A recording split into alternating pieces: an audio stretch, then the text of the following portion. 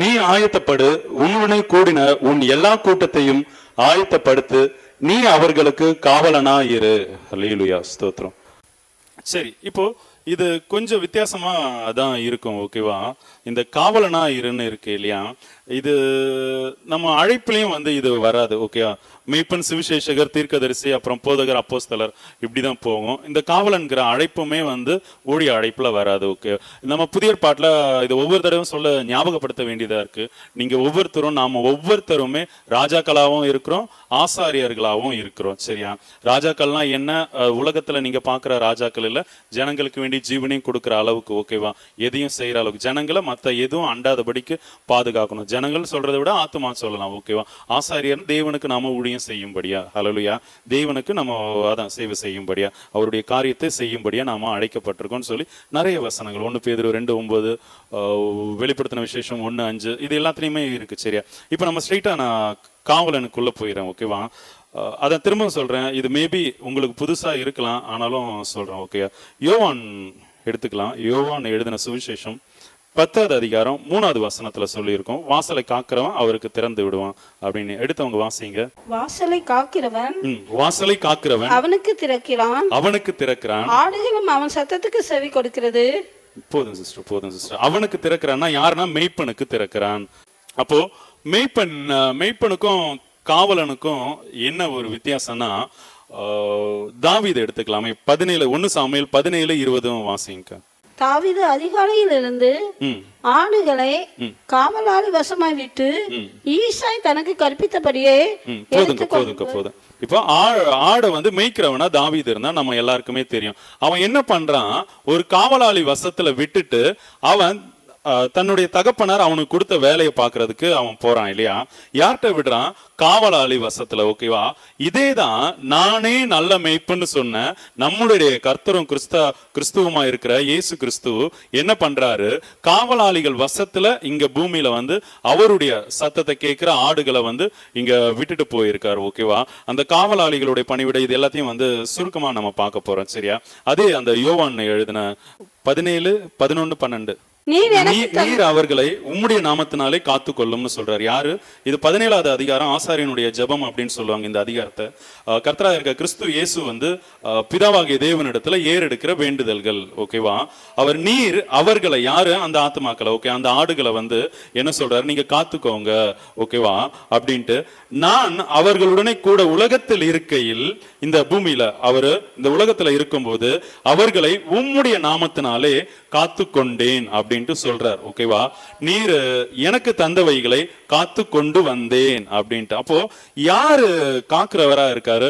பூமியில தேவன் மாம்சத்தின் வடிவுல வந்தப்போ கிறிஸ்து இயேசு வந்து காத்துக்கிட்டு இருந்தார். ஓகேவா, அவர் திரும்ப பிதாவின் இடத்துல போகும்போது அவர்கிட்டே ஒப்படைக்கிறார். ஓகேவா, நீங்க காத்து கொள்ளுங்க.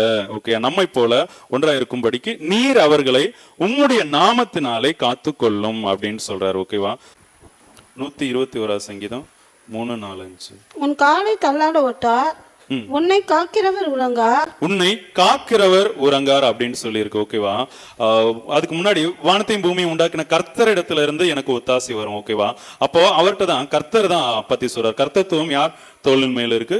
நம்ம கிறிஸ்து இயேசு. ஓகேவா, அப்போ அவர் என்ன பண்றாரு, உன் காலை தள்ளாட விட்டார், உன்னை காக்கிறவர். ஓகேவா, உறங்கார். இதோ இஸ்ரவேலை காக்கிறவர். ஓகேவா, அப்போ இஸ்ரவேலை மொத்தத்துல அவர் என்ன பண்றாரு, பாதுகாக்கிறார். ஓகேவா, அதுதான் காக்கிறது அப்படின்ட்டு. திரும்ப 5வது வசனத்துல கர்த்தர் உன்னை காக்கிறார் அப்படின்ட்டு. ஹல்லேலூயா. திரும்ப 7வது வசனத்துல உன்னை எல்லா தீங்குக்கும் விலக்கி காப்பார் அப்படின்ட்டு. அவர் உன் ஆத்துமாவை காப்பார். அந்த வார்த்தையை அண்டர்லைன் பண்ணிக்கோங்க, பின்னாடி வந்து தேவைப்படும். ஹல்லேலூயா. நம்ம இந்த காப்பாருங்கிற அந்த தலைப்புல வந்து பார்க்க போறோம். ஓகே, இதே வசனத்துல இருந்து கொஞ்சம் உள்ள போய் பார்க்க போறோம். அதுல இது தேவைப்படும். அவர் உன் ஆத்துமாவை காப்பார், அதை அண்டர்லைன் பண்ணி போட்டுக்கோங்க. கடைசியில கர்த்தர் உன் போக்கையும் உன் வரத்தையும் இது முதல் கொண்டு என்றைக்கும் காப்பார். ஆமென், ஹல்லேலூயா. அப்ப மொத்தத்துல எதுவுமே நம்ம கிட்ட இல்லை, எல்லாமே அவருடைய கரத்துல தான் இருக்கு இல்லையா? ஹல்லேலூயா. அது யோவான்ல 18:8 கூட வாசிச்சிடலாமே. இயேசு பிரதியுத்தரமாக, நான் தான் என்று உங்களுக்கு சொன்னேனே, என்னை தேடுகிறதுண்டானால் இவர்களை போக விடுங்கள் என்றார். ஆமென், ஹல்லேலூயா. அதாவது எப்படி தம்மோடு கூட இருந்த சீஷர்களை பாதுகாத்தார்னு சொல்லிட்டு ஒரு சின்ன ஒரு எக்ஸாம்பிளுக்கு இந்த வசனத்தை எடுத்தோம். ஓகேவா, அவருடைய சீஷர்கள் ஓகே. இப்போ இயேசு கிறிஸ்து குற்றவாளியா, அதை திருடனை பிடிக்கிற மாதிரி வராங்க. ஓகே, இவன் தேவ தூஷணம் செஞ்சான். ஓகே, தேவனுக்கு விரோதமான காரியங்கள் செய்யறான். ஓகேவா? அப்ப அந்த தலைவனை பிடிக்கும் போது கண்டிப்பா கூட இருக்க சீஷர்கள் தொண்டர்களை பிடிப்பாங்க, அடிப்பாங்க, கைது செய்வாங்க, கொடுமைப்படுத்த தான் கண்டிப்பா செய்வாங்க. அதுவும் இயேசு கிறிஸ்து கொலை செய்யறதுக்கு தான் அவங்க வகை தேடினாங்களோ அதுக்கு முன்னாடியே வந்து பார்த்துட்டு இருக்கோம். ஓகேவா? அவர் அதை அறிஞ்சுதான் சொல்றாரு, நீங்க என்ன தேடுறது உண்டானால் இவர்களை போக விடுங்க. ஹல்லேலூயா. யாரும் கூட இருக்க மாட்டாங்க இல்லையா? எல்லாரும் அப்புறம் போயிடுவாங்க தானே, அவர் கூட இருக்க மாட்டாங்க. இந்த தானே சாகிற நிலைமையில கூட அவர் அந்த கடைசி வரைக்கும், ஓகேவா, அவர் காத்து கொண்டவரா இருந்தாரு. ஹல்லேலூயா. சரி பிரதர், அவர் தானே காக்குறாரு, ஐயன் நம்ம கிட்ட ஏன் அதை சொல்றாருன்னா அதுக்கு எடுத்துக்கோங்க நீங்க சகரியா, ஏன் நாம காவல் செய்யணும் அப்படின்ட்டு. நாம சகரியா எடுத்துக்கலாம், 3வது அதிகாரம். அதுல 7வது வசனம் என்ன சொல்லுதுன்னா, சேனைகளின் கர்த்தர் உரைக்கிறது என்னவென்றால், நீ என் வழிகளில் நடந்து என் காவலை காத்தால் நீ என் ஆலயத்தில் நியாயம் விசாரிப்பாய், என் பிரகாரங்களையும் காவல் காப்பாய், இங்கே நிற்கிறவர்களுக்குள்ளே உலாவுகிறதற்கு இடம் நான் உனக்கு கட்டளையிடுவேன். ஹல்லேலூயா. ஓகே, இந்த வார்த்தை அண்டர்லைன் பண்ணிக்கோங்க. நீ என் வழிகளில் நடந்து என் காவலை காத்தால். ஹல்லேலூயா. எப்படி அவருடைய வழியில நடக்கணுமா? ஹல்லேலூயா. எப்படி கர்த்தர் உரைக்கிறது என்னவென்றால், அப்போ தேவனாகிய கர்த்தர் உரைக்கிறது. ஓகே, கர்த்தரா இருக்கிற இயேசு கிறிஸ்து உரைக்கிறது. ஹல்லேலூயா. அப்போ அந்த தேவனுடைய வழிகள்ல நடக்கணும். அவருடைய அடிச்சுவடுகள் பின்னாடி நமக்கு வந்து சொல்லி கொடுத்திருக்காரு இல்லையா? அவருடைய நியமங்கள், கற்பனைகள், ஓகேவா, அவருடைய கட்டளைகள் எல்லாமே நமக்கு சொல்லி கொடுத்திருக்காரு. அப்போ அந்த வழியா, ஏன்னா அதுதான் அவருடைய வழியா இருக்கு. ஓகே, அந்த வழியில நாம நடந்து அவருடைய காவலை காத்தா, நீ என் ஆலயத்தில் நியாயம் விசாரிப்பாய், என் பிரகாரங்களையும் காவல் காப்பாய் அப்படின்னு சொல்லியிருக்கு. ஹல்லேலூயா. பிரகாரங்களை காவல் காக்கிறதுக்கு அந்த ஆசாரிய கோத்திரத்திலேயே வந்து அதுக்குண்டான வேலை ஆட்கள்லாம் வச்சிருப்பாங்க. அது தனியாவே ஒரு பாதி அதிகாரம் வந்து அந்த காவல் காக்கிறத பத்தி இருக்கும். ஹல்லேலூயா. அது தேவைப்படுறவங்க, இன்னும் டீப்பா தெரிஞ்சுக்கணும்னு நினைக்கிறவங்க நீங்க போய் வாசிக்கலாம். தோராலேயே இருக்கு, என்னாகமத்துல இருக்குன்னு நினைக்கிறேன். ஓகே, சரி. அப்போ அவர் வழியில நடந்து அவருடைய காவலை காக்கணும் அப்படின்ட்டு அவரே நமக்கு கட்டளை கொடுக்கிறாரு. ஓகே, நம்ம தியானிக்கிற இந்த வசனத்தின்படி, நீ ஆயத்தப்படு, உன்னுடனே கூடின உன் எல்லா கூட்டத்தையும் ஆயத்தப்படுத்தி நீ அவர்களுக்கு காவலாளியா இரு. Okay okay. அப்போ அவர் சொல்றாரு இல்லையா? அப்ப நாம காக்க வேண்டியது அவசியமா இருக்கு. ஹல்லேலூயா.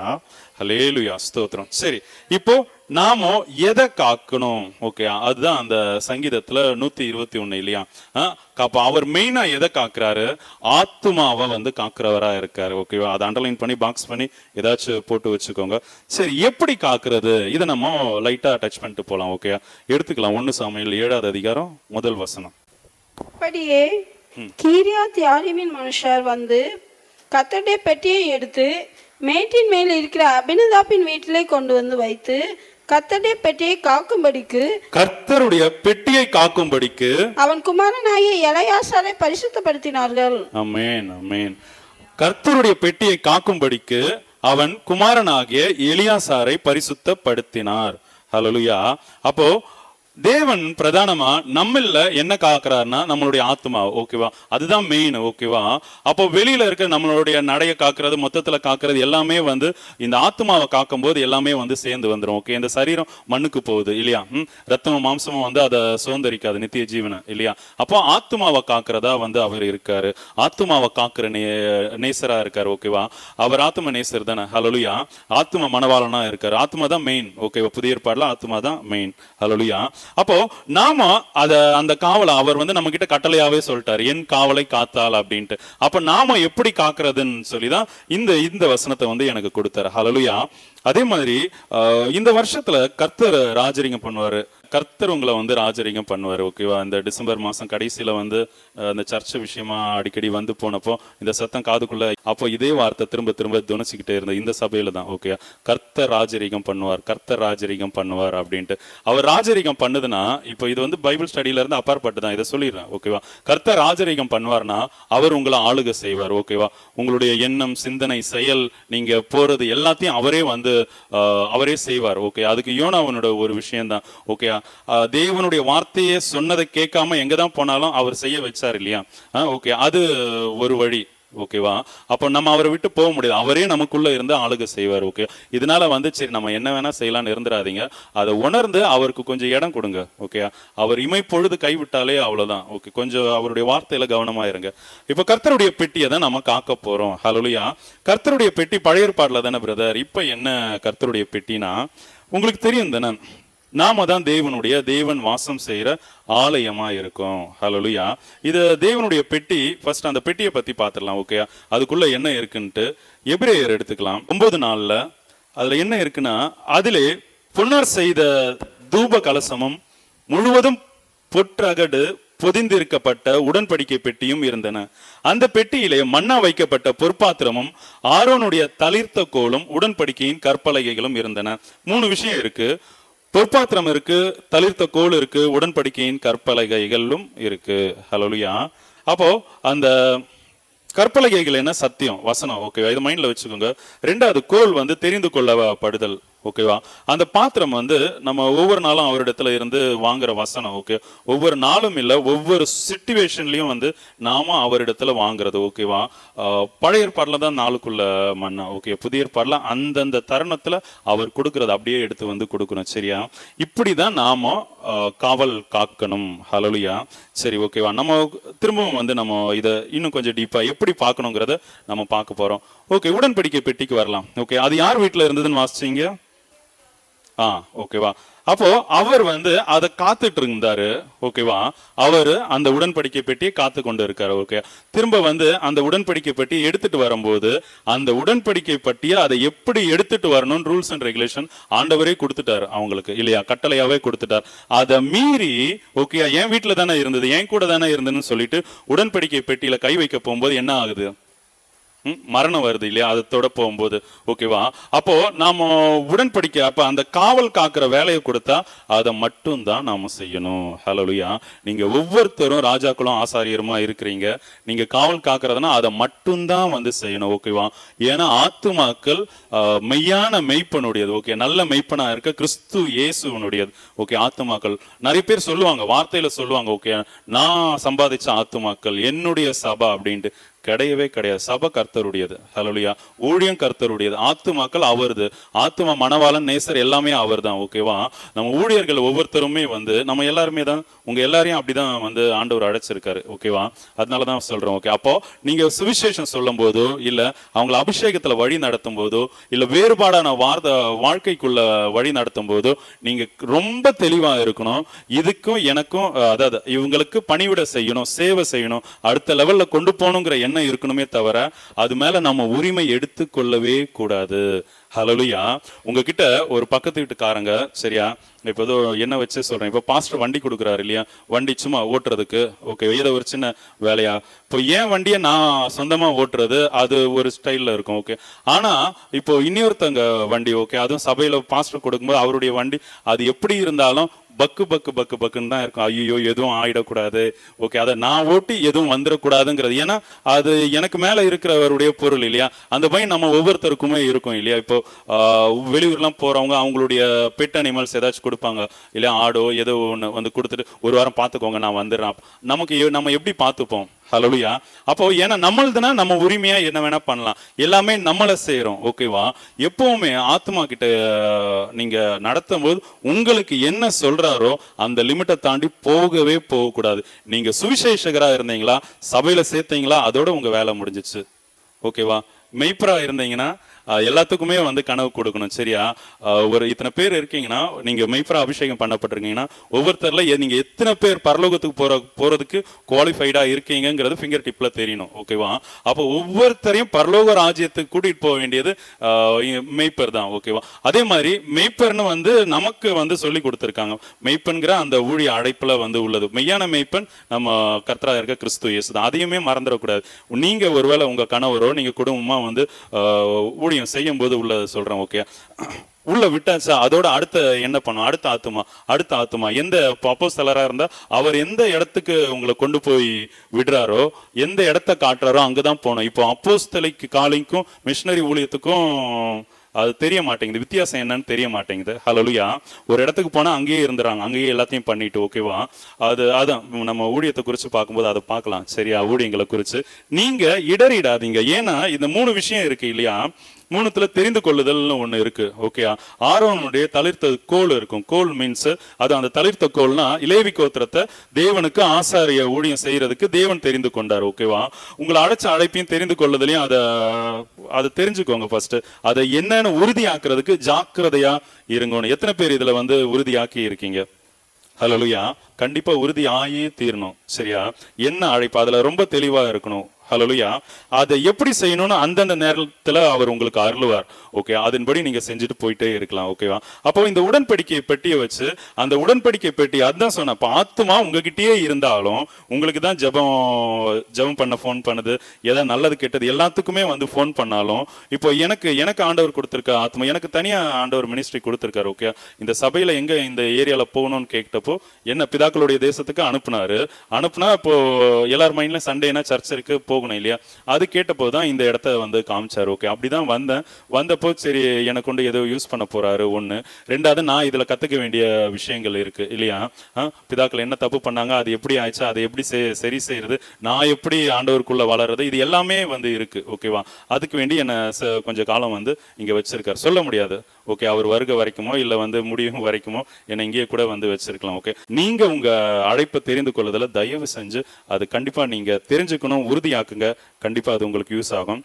வசனம் இல்லையா? அந்த கற்பலகைகள் புதிய ஏற்பாடுல நம்ம பிரதானமா உள்ள கற்பனை என்னன்னா அன்பு தான். ஓகே, அன்பை குறிச்சு பல காரியங்கள் இருக்கு. ஓகேவா?